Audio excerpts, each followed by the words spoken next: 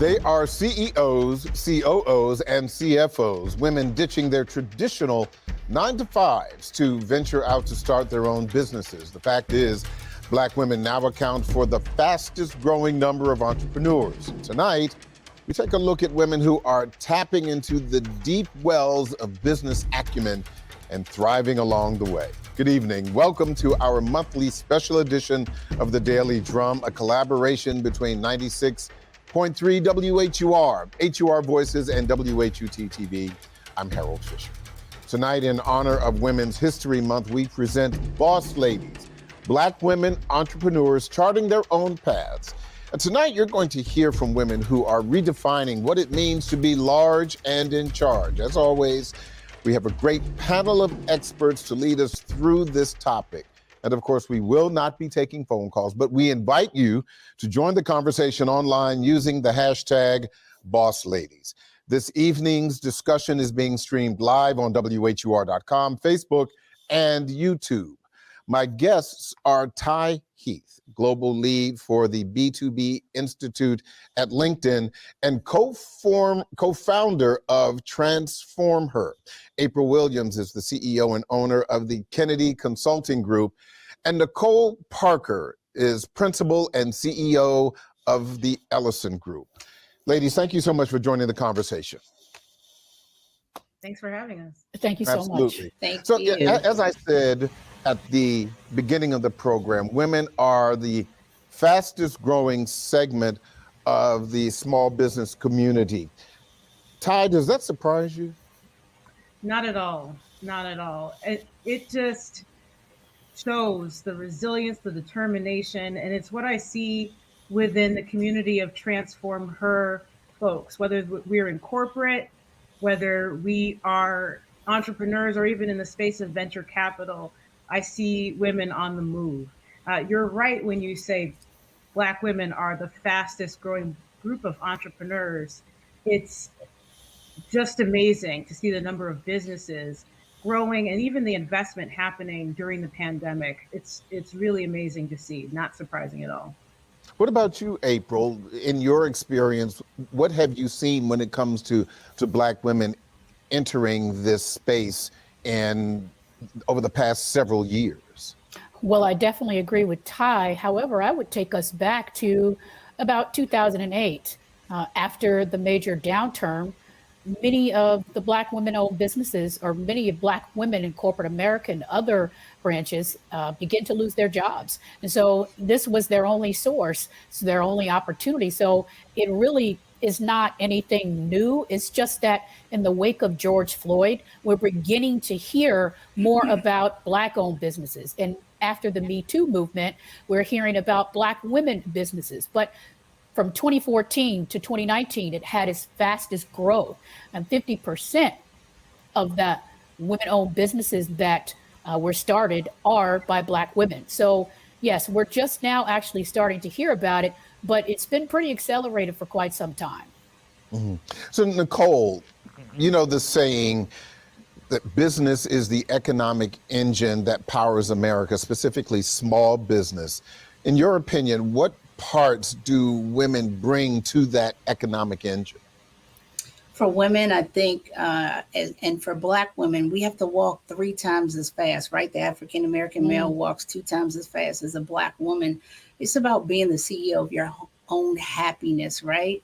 And for me, being denied promotion passovers, being a VP at a company, being a director, I simply just got tired of not getting access to the seat at the table. And so we are demanding our access and that seat at the table. It's about strategy. It's about not stressing in the stretch. And it's about replacing that fear with faith and not being scared to take that chance. Tell me a little bit more about that, Nicole, because you were saying at one point, it sounds to me as if you got sick and tired of being sick and tired. What was that like? So for me, I work in the construction industry, and again, walking 3 times as fast, and in a male-dominated industry where I had 2 owners that I worked for that were male. I was carrying 70% of the revenue at the time, and just scared to take that chance, to take that leap of faith and move. And one day I got tired after the promotion Passover, and I went home and sat at the table and talked to my father, and he was reading the newspaper, and he says, "What are you crying for? What are you going to do? You know what you're going to do. You're going to quit." And I looked at him and said, "Quit?" He says, "Yes, you've been doing it on your own. You just need to step out on faith." And that next day, I made a decision to quit, and turned in 2 documents to the 2 owners, and said, "Here is my termination letter. And by the way, here's my consulting letter if you want me to continue on with those contracts." But the biggest thing for me in that was integrity. And, in that contract, I said, I'll continue and finish the workload that I was doing. And in continuing that, I would not take any work from that company. But if it was ever recompeted, it would be fair game. And that's what I did. And I can remember. How were you received? Very shocking. It was very shocking. And I can remember one of the owners saying to me after the meeting, "Well, Nicole, the reason why we haven't given you an opportunity of ownership here is because we don't want you to be responsible for all the problems that we have." And I just simply turned and smiled and said, "Well, if I had ownership." That sounded like a pat on the head. There. We just don't want to trouble you. That's foolishness. And I sort of came back and said, "Well, if I had ownership, you wouldn't have all the problems that you have." Come on. Yes, that sounds like a little business shade there. Yes, very much so. You were kind of nodding your head, Ty. Your thoughts about that story that Nicole was just sharing.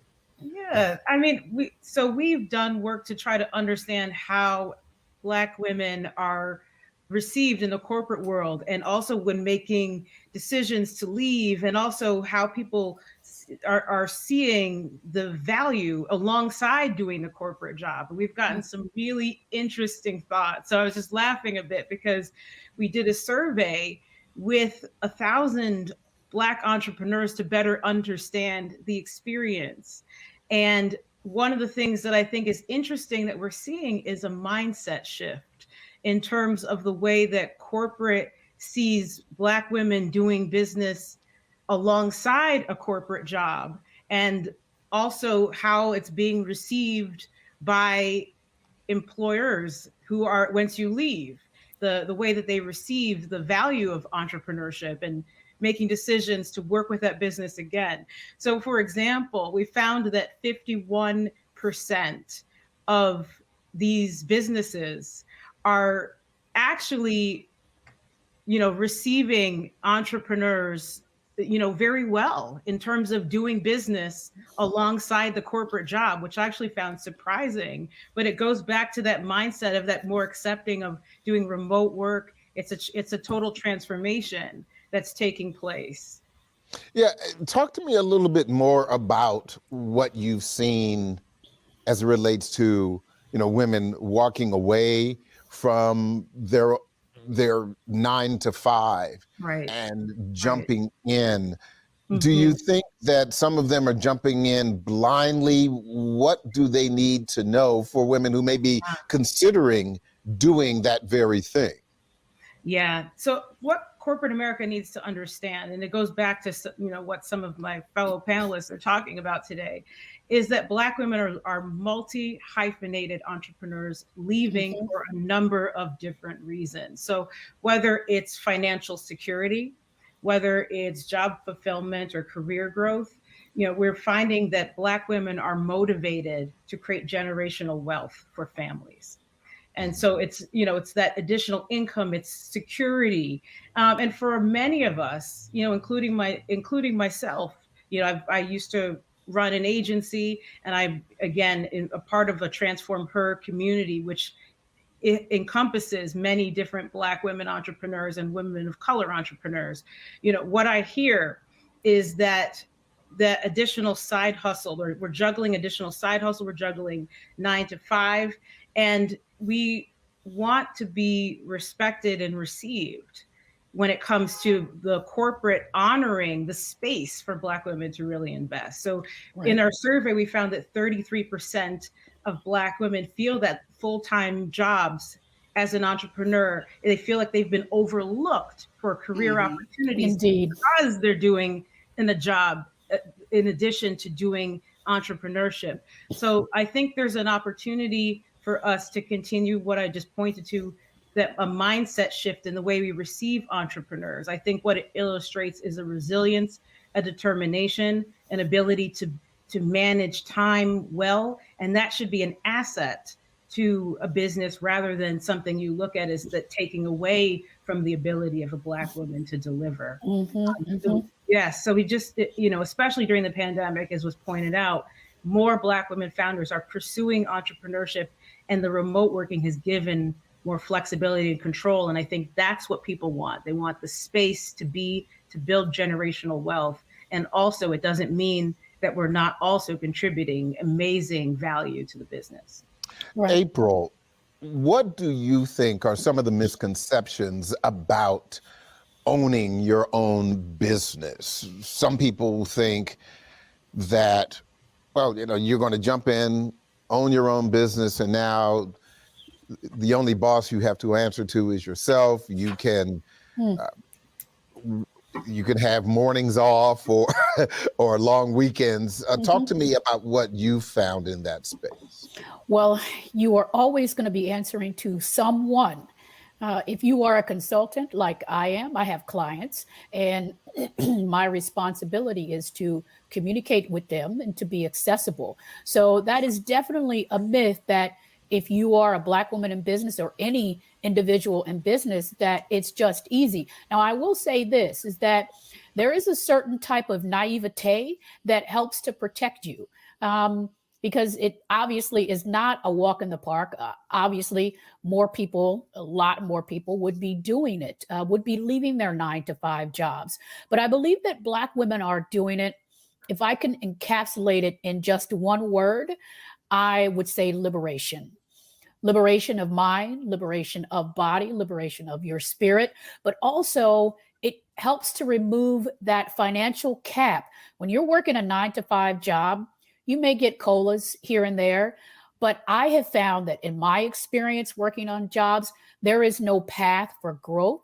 There is no path for financial increase. When you're working for yourself, as long as you're not selling yourself short, as Nicole likes to tell me all the time, you can make 2x, 3x as much and even more, actually. And of course, it's not all about money, but that is how we build generational wealth. And that is extremely important. But I can say for myself, I created a whole outreach strategy for small minority and women-owned businesses for the state that I worked for. And there was absolutely no one said, great job, this is excellent. And they're still using this strategy. There's no credit given. And that kind of sounds like the Me Too movement, which was hijacked by another sector of women. And that happens, I would say, all too often, that we do the work and then it gets hijacked. And there are other people that get the credit and other individuals that we work with that actually get promotions from that. And so that is one of the biggest reasons why you're seeing this large exodus during the pandemic, because now people are working from home and you have the opportunity to do side hustles also while you're working your regular 9-to-5. But let's drill down a little bit more about that, because how does moving from a 9-to-5 to being an entrepreneur, to owning your own business, if that is the only job that you have, being an entrepreneur, if you've never done it before, what are the things that may surprise you that you weren't expecting from professional life to personal life? What kind of adjustments did you have to make? You definitely have to make adjustments to how your cash flows, right? So you are used to every 2 weeks or once a month, however your job pays you, and that is what you get used to. So you have to really, when I say really, learn how to save and conserve. And like my friend says, live skinny. You have to learn how to live skinny when you are working in as a business owner. So that can be a surprise. If you are going after state or federal type contracting, you need to be able to float your business for a certain period of time. Now that gets us into the issues with the lack of financing that we're able to receive from potential banks. And so you have to look into alternative financing. Some use credit cards and some use savings. And those are not necessarily recommended, but if that is what you have in order to get started with your business. But I would say the cash flow is probably the biggest surprise that people, Black women in business have to face, because you're no longer getting that, that normal paycheck that you would receive. But I can also tell you that once you learn the rhythm to it, you really can go far. Ty, and actually to all of the ladies, if you can, even as we've shared your titles, the titles are not hyper specific to the jobs. And so I just want to ask simply, I mean, we're not talking about Ty Heath, pie baking, or Nicole Parker concrete company. So, Ty, what do you do? I can guess that all of us wear many hats on this call. Okay. That's what I'm gathering, and that is true for so many Black women.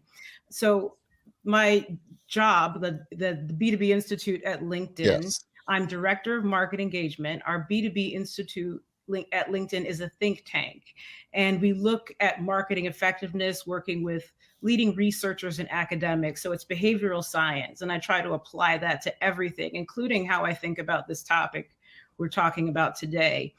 So happy to share a little bit more about that. The other hat I wear that you mentioned is I'm co-founder of an event called Transform Her. So this was an entrepreneurial venture within LinkedIn, because I looked around me, and at LinkedIn, we are committed to economic opportunity for the global workforce. And for me, I was like, how do we bring this to women of color? So the event is all about information, access, and resources to advance alongside allies, but very much centered on the conversation for women of color.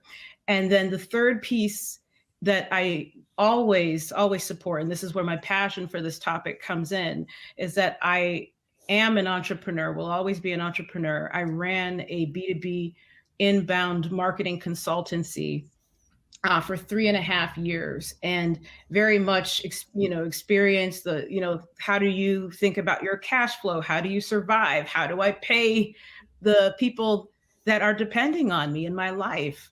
How do I build? How do I go from 0 to 100?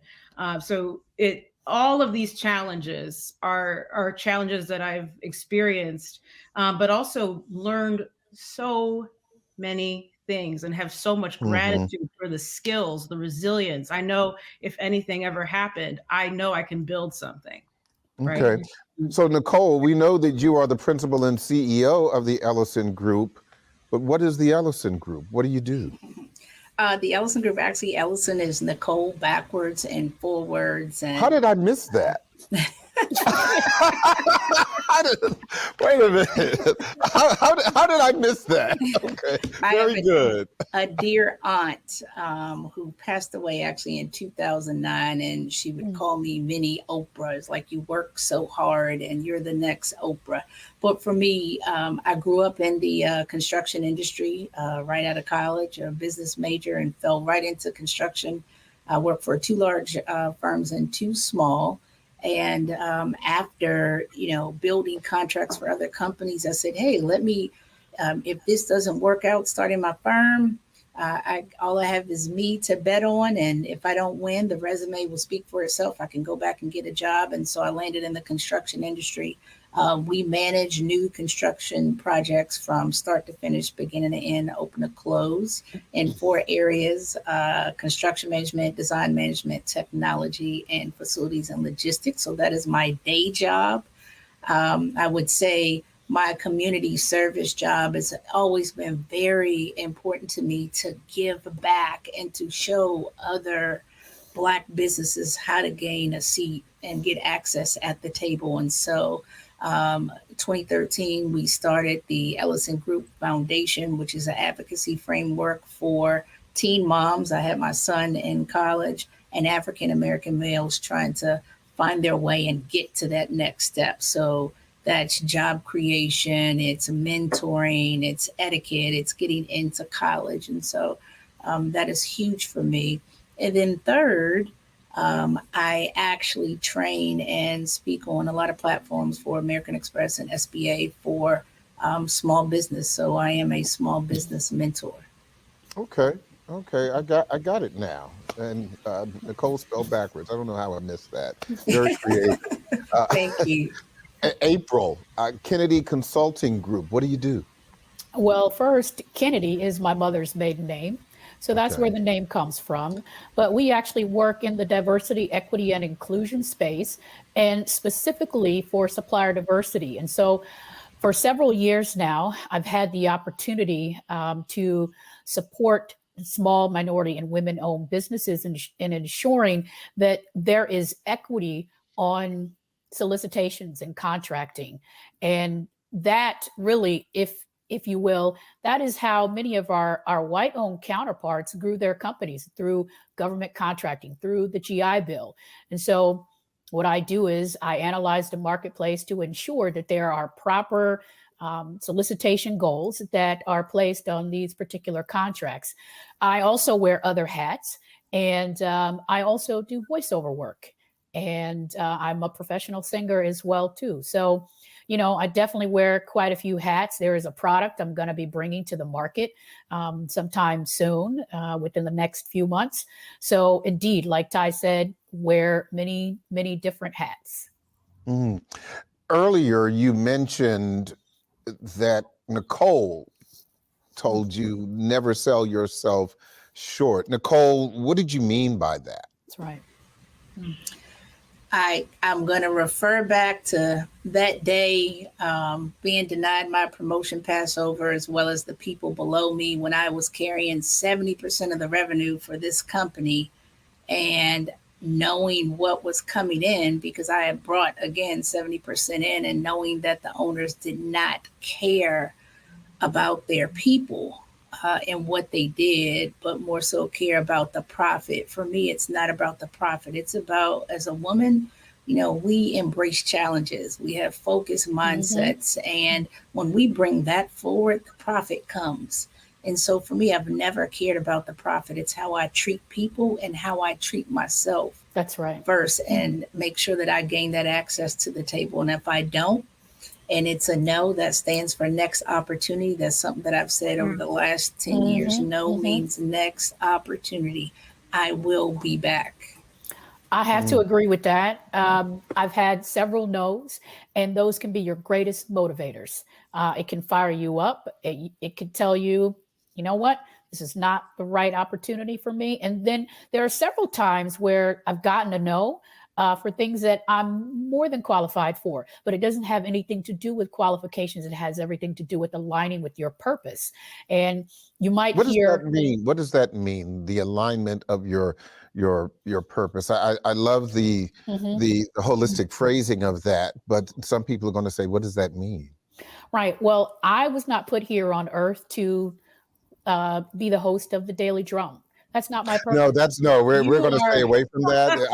Yeah, I need to keep a job, so don't come in here. And I've been listening to your show for years, and you have just gotten better and better. That is completely your purpose. My purpose is to advocate for small minority and women-owned businesses. It's clear, and really, to be honest with you, you know when it's clear because your pathway, it just begins to illuminate. Just like that MJ video, once you make a step, the pathway just starts to really just light up. And if you get to a point or where you submit a proposal for a particular contract where you're like, oh, this is going to be great, it might be a no. Case in point, I was actually going to be responding to a contract that was actually here in the state of Maryland.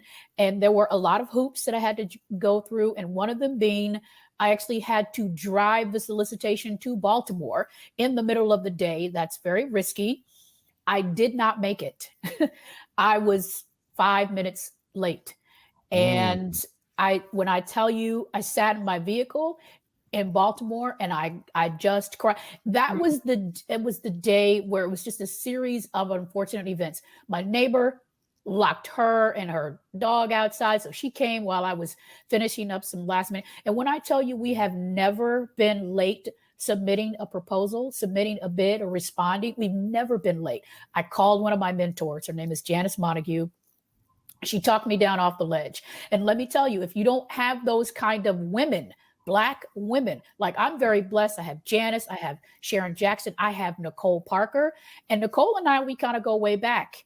And I had the opportunity to interview Nicole some time ago. And so I knew her exit story, and that really inspired me and inspired my own exit story. So really having Black women who have walked this path and to really help you be able to find and align yourself with your purpose, that is truly, truly important and very impactful on your success. Can I just chime in here on this, because you said networks, and it sparked something for me. Right. You know, one of the things, going back to alignment of values and connecting to networks, one of the things I love talking to business owners about, and one exercise I did myself was just thinking about 3 questions to get aligned to the purpose. What are you passionate about? Right. What are you committed to? Mm-hmm. And then what do you aspire to create? And if you can answer those questions and introduce yourself using the answers to those questions, that becomes something that people remember. And then you start to build a network of like-minded individuals and women and folks that share those values. And that's how other companies that you may work with start to identify you as having that value alignment. So I love this conversation because it helps people get to the core. And then I can't help but mention, when you talk about networks and forging opportunities, LinkedIn, shameless plug here, is a conversation before the conversation. Mm-hmm. You know, more often than not, before people meet you, they search your name. And more often than not, that number one result is going to be LinkedIn. That's an opportunity for you to share those values, for you to tell the story. What do you stand for? And and that way, before people even meet you, they're already seeing who you are. Okay. Now, I'm going to take a break in a bit, but before we do, I'd like each of you to share with our audience about where you think women can best find some resources as they are either preparing to jump into the entrepreneurial space or some things that may help them along. Is there a website or a book or anything that you would like to share? We can start with Ty. Well, you know what I'm going to say. LinkedIn is certainly one of the. I'm going to agree. Why did I not think of that? I'm going to agree. LinkedIn is going to be LinkedIn. It does. Proactively adding people once you meet them, expanding your circle, reaching out, using LinkedIn Learning to, the courses there for you to get the soft and hard skills that you need. When I was in the space of entrepreneurship, and even now, I still use a blog aggregator called Feedly to get all the different information to stay out front for my clients. And then I got to give a shout out to Harlem Business Alliance, who helped me become a women's certified business. So they're local places as well. Okay. There definitely are. I was going to say there definitely are. Mm-hmm. Mm-hmm. Well, let me resource real quick. Sure. Let me just give, LinkedIn does work. I've won at least 2 opportunities in the past 6 months through LinkedIn. But as far as the resources, I would definitely say whatever state you're in, go through those opportunities. If you can get certified, like in the state of Maryland, it's through the Maryland Department of Transportation. And also your biggest opportunity for growth is in your network. In your network is your net worth. Okay. I would absolutely start there, those 2 places. Okay. Nicole, real quick, you've got about 20 seconds to share with us. I would say for me, piggybacking on both of what they said, the LinkedIn and in your network, your local state, MDOT has the small business certification, SBA, women's business centers all over the U.S., very important. Your local MBDA, Minority Business Development centers, and your National Minority Supplier Development Council, which you have one in every home state. Mm-hmm. Okay. Thank you all so very, very much. We're going to take a quick station break, and we're going to say goodbye to our 96.3 WHUR audience. Also, Ty, thank you. We're going to say goodbye to you as well. I appreciate your input. But this conversation continues online and on Sirius XM, channel 141 HUR Voices, 96.3 HD2, and on 98.3 FM. Boss ladies, Black women entrepreneurs charting their own paths will continue in just a few seconds.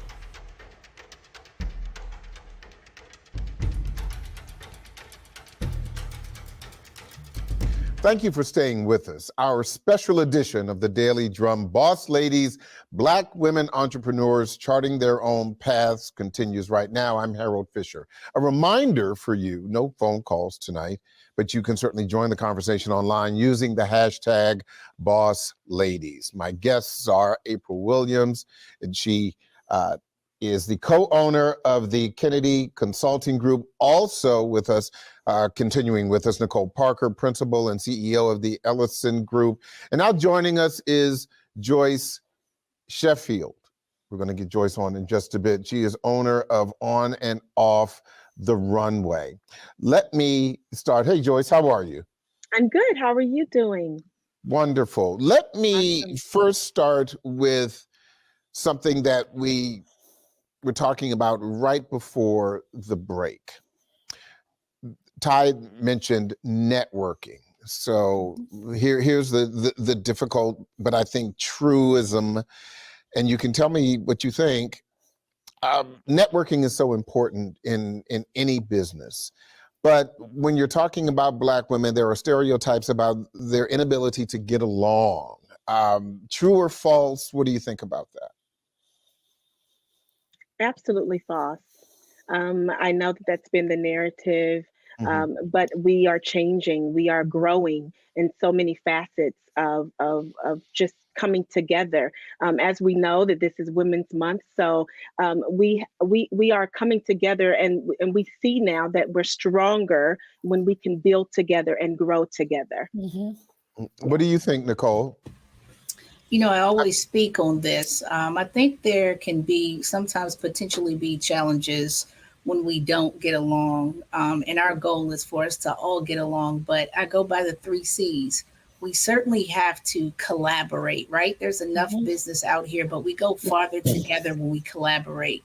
We have to celebrate one another's, right? Celebrate our milestones.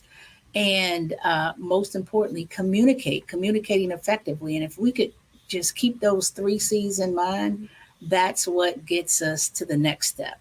That's right. So if that is indeed the case, April, then where do you suppose that stereotype comes from? Well, I mean, it comes from a lot of places where so many stereotypes come from. If you think about, young Black girls in grade school who are, more falsely treated and punished than their other counterparts. And where does that come from? It's because Black girls are more aggressive and we speak differently and we speak harshly. Whereas, our temperament, many of us can be very matter of fact, or, you can speak, your words in a certain way that can really, have people off guard. But I want to say that, what our demeanor is for our male counterparts is looked at as great leadership, is looked at as, this person is doing well. So where does that come from? That comes from a falsehood, right? So I think it's just very unfortunate that it continues to perpetuate in society, that continues to, really place a false halo around, the Black women in our community. So I honestly don't know where it comes from, but I think it really goes way back to, way before Jim Crow and being separated from lights and darks. And it really goes way back in our history, I believe. You said something that just now that really struck me, and I want all of you to comment on this, but April, since you brought it up, I'll start with you. You spoke about leadership. How does leadership look for Black women in business, entrepreneurs, compared to leadership for men? Is it different at all? April. Absolutely. It's absolutely different for women, and I think it's unfortunate. And so that's not only in business, but you can see in politics with Judge Ketanji Brown being looked at across the board. And we want to see, her. Let's see her paperwork. Did she graduate? What are her LSATs? That type of thing. Someone else, a male counterpart that does not have anywhere near the acumen. They do not get raked over the coals much like we do. And that really does hurt, Black women in business, because when you actually go to sit at the table and you make your voice heard, then you're looked at as being negative or she's mean or she's rude, when really you are just speaking just matter of factly. Hmm. What do you think leadership looks like for you, Joyce, compared to men? What is your leadership posture? What does that look like? My leadership posture. Mhm. Well, as you know, many of you may know, I'm in the retail segment in business, and my leadership posture is one that is, I believe that someone just mentioned, I move in integrity across the board, right? I also have a mentorship program. I have other business owners looking to me to be the example. And I think that's what we're missing sometimes in business. Everyone wants to lead, right? But no one really wants to follow. And I believe that leadership first comes from your servitude. How can you serve one another in business versus just always, yes, and leadership is as a business owner, you have to lead, but I think you have to give the ability to have the ability to serve just as much in any area of leadership. Right. Nicole, what does your leadership posture look like? How would you describe it? And all awesome answers. I would say the biggest thing, again, is not sacrificing your integrity, right? While being a leader, you're tried, through the fire, through the cold. So what is it? And for me, going into my next chapter, hitting 50 and, No, she's celebrating not. 15 years in No, she's business. not. I knew that was No. coming. Celebrating I knew that was coming, and I'm Yes. 75. But, Okay. but no, I'm kidding. Yeah. but celebrating 15 years in business, for me, the things that I did before in leadership, from learning from mentors, taking the advice from mentors, and not stressing in the stretch, right? Because people don't see behind That's the right. scenes, there's far more work than the glitz and glam of being, a leader or an entrepreneur. You're always working, you're always thinking. You have to have a focused mindset. And through it all, when you're tried, the biggest thing is not sacrificing your integrity. I think that is huge. And while all at the same time, not being afraid to make the waves, right? Because you will be tested and tried. And, I'll go back to what I've continuously said. As African American women, we have to walk 3 times as fast. Right. So once again, a really important point has been brought out during this exchange. So let's talk about, Nicole, if you don't mind, the things that people don't see, the highs and the lows. Let's first go low. When you left the other company and started your own business, talk to me about the low point in the next part of your business life. I don't know why this just came to mind, but this is just such an important point that I talk about. But I had a fortune, and my earpiece is falling out, but you can hear me hopefully. Yeah, you're fine. And I had transitioning from government to commercial, corporate, Fortune 100s, Fortune 500s, and I couldn't gain a seat at the table. And I can remember submitting 9 bids to a local Maryland Fortune 100. Wow. 4 years ago, 9 bids, and every bid I lost.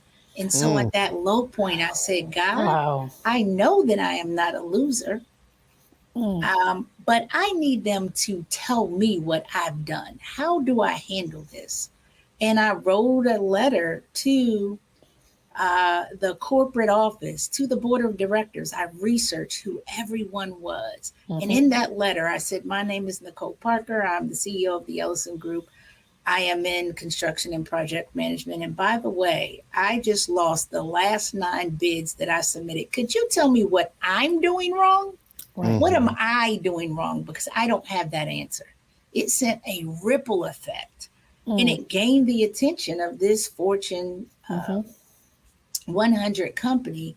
And then the work started coming. And I don't expect anyone to hand me anything. I work for it.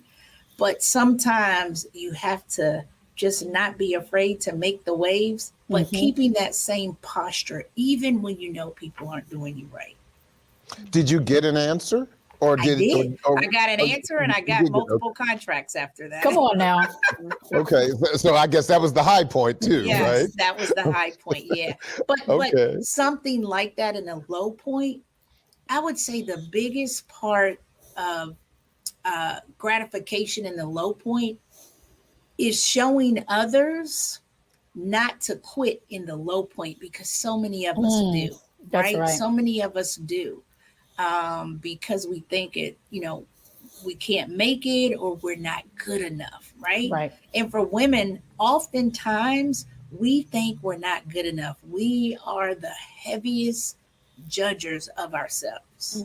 Okay. April, low point, high point. Well, let me just piggyback on what Nicole said in that regard. I believe that you can have a low point and a high point all in the same day. And I had that just recently, where it was an opportunity that actually I did speak to Nicole about, and I submitted a proposal for a very large amount to a company that is a multi-million-dollar company. And I submitted what I knew I was worth. And I did not hear back for weeks and weeks. And this is after we had great communication. I emailed them, they emailed me within the hour. And then it just kind of went radio silence. And I started to second guess myself. I said, did I pitch too high? And Nicole said, don't sell yourself short. And I said, all right. So I sat in there with it for like maybe one more week. Then I emailed the person who is very high up in the company. And I told them that I was going to be moving forward, that I want to work with people who are just as interested in working with me and my company. I know we do great work. There's no question about that. I got a call. I got 2 calls and a follow-up email. And we are about to sign the contract within the next couple of weeks or so. So it was pleasantly persistent, which is the term that I like to use. You don't have to be nasty. And like the 2 other ladies who said it before, you can still have integrity. I will also say I do spend a lot of time out walking my dog, clearing my head, and getting in the right space to come back, and so that you're not emailing, upset or disappointed, because you're going to have all those feelings throughout one day. So Joyce, the other guests had an opportunity to explain what their business is about, and I want to make sure you have, that opportunity to do so as well. So what is on and off the runway? What do you do? On and Off the Runway is a retail space. It is a boutique for women of all ages, but it's to the everyday woman. And one of the things that I started the boutique because I wanted to share, to other women that you can still, and I am faith-based, so you can still be faith-based, but you can still rock your clothes. So one of the mottos that we use is don't just wear it, rock it. And some of us and women, myself being the example, I grew up without a father, so I grew up with low self-esteem, and I didn't have a lot of confidence, and I was always looking for someone to approve what I feel like God has already approved in me.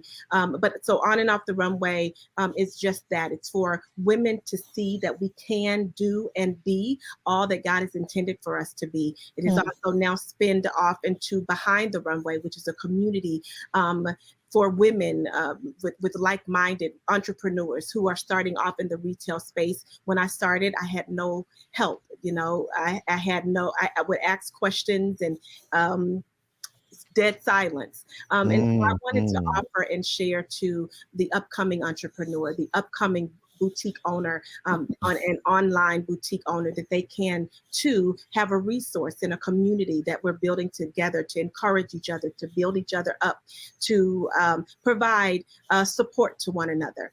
And so that's what I do. Now, you still have a full-time job, correct? I do technically still have a full-time job. Yes. How does that work while running your boutique? Do you believe that women can have it all? Oh, absolutely. I do. I do. I do technically still not. I don't know if all of my followers know that I still have a boutique. I mean, a boutique and a full-time job. I am technically working as a payroll manager. One of the things that I've learned in over the years, I choose to stay on my 9 to 5 because it gives me a sense of accountability. Right? It keeps me humble.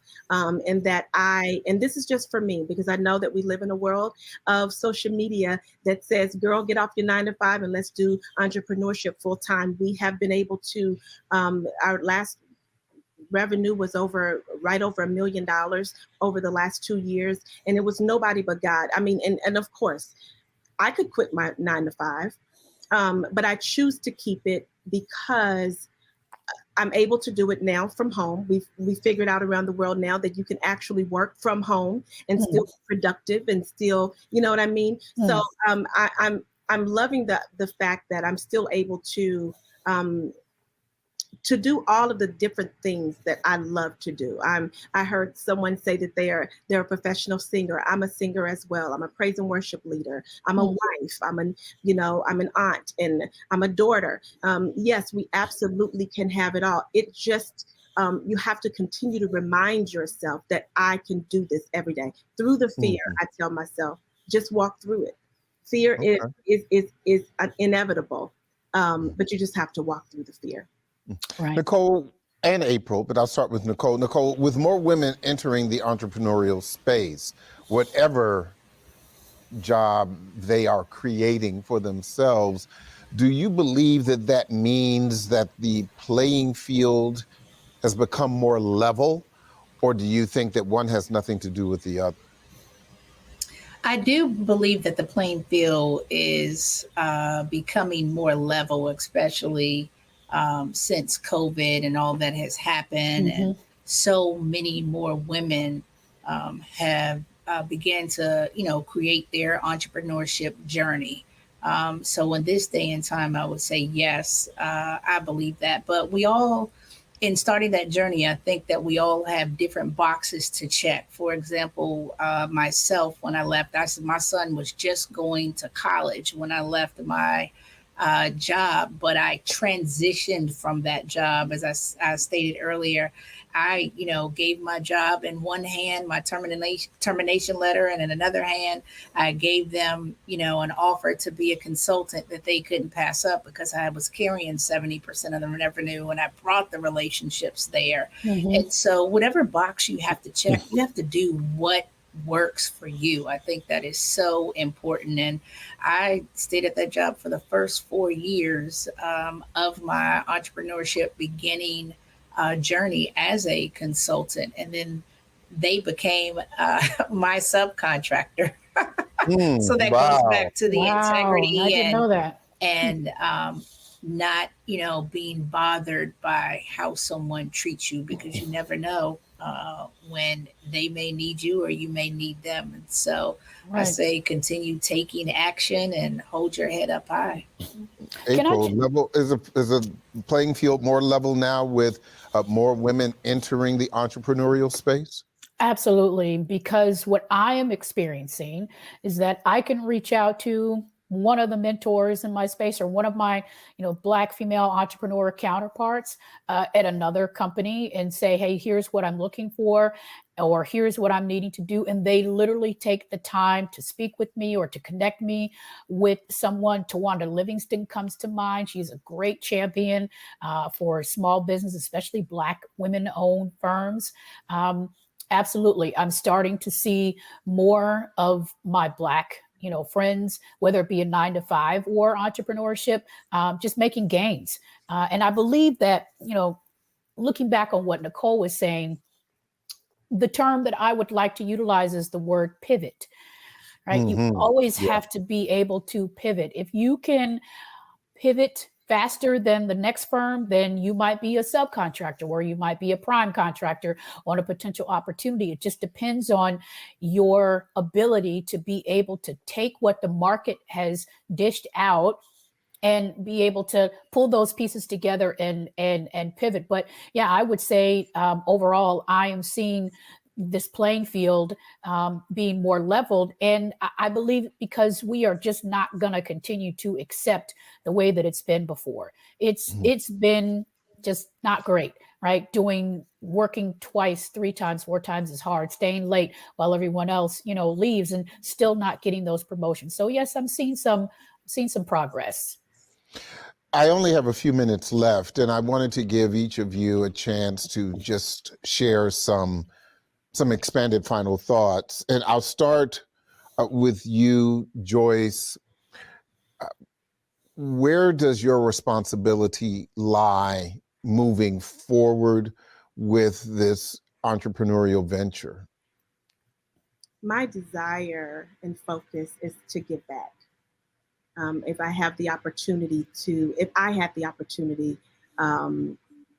when I was growing up or deciding to go full-time as an entrepreneur or even think about entrepreneurship, I wish that there were more people that would, or mentors, or to just give back to our community specifically, and to also give opportunity to our community.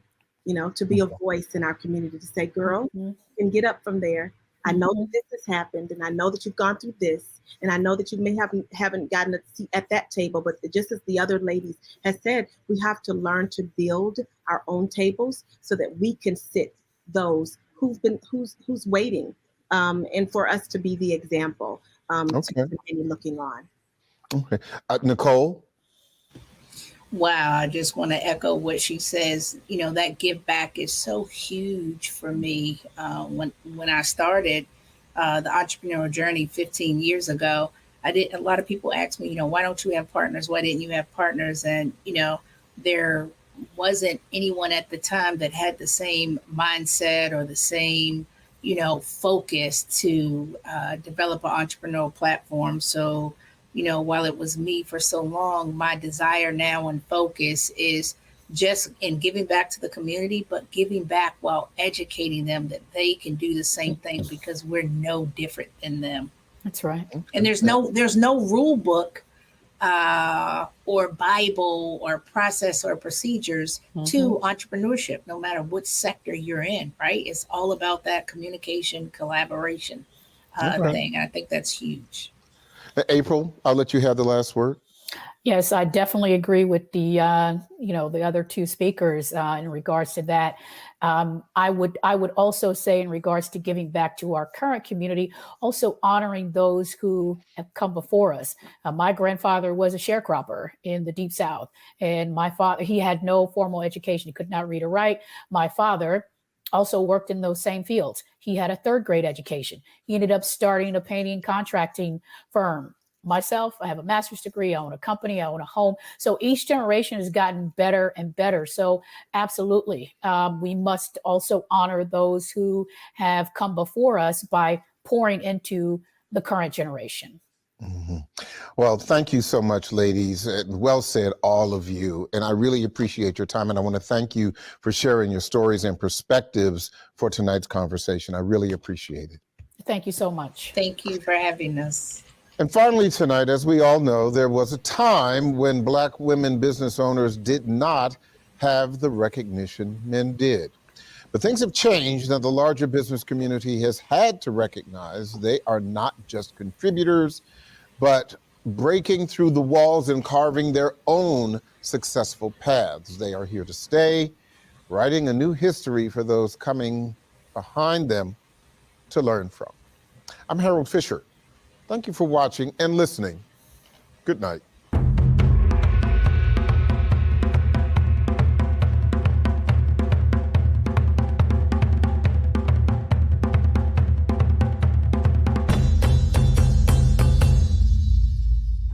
program was produced by WHUT and made possible by contributions from viewers like you. For more information on this program or any other program, please visit our website at WHUT.org.